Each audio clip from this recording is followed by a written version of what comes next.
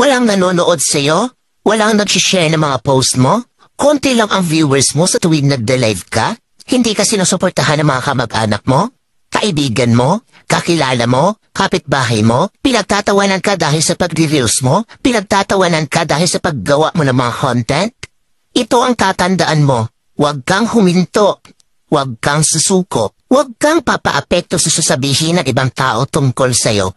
Ipakita mo sa kanila na may mararating ka. Dahil isang araw, kapag marami ka ng followers, kapag marami na ang sumusuporta sa'yo, kapag marami na ang nanonood sa'yo, kapag marami ka ng viewers, kapag marami na ang nagmamahal sa'yo at sumusuporta sa'yo, kapag marami ka ng payout, kapag sinasahod mo na ang sinasahod ng mga sikat na content creator, kapag mayaman ka na, kapag marami ka ng pera, ay manunood na yan sila sa'yo. Sila na ang kusang lalapit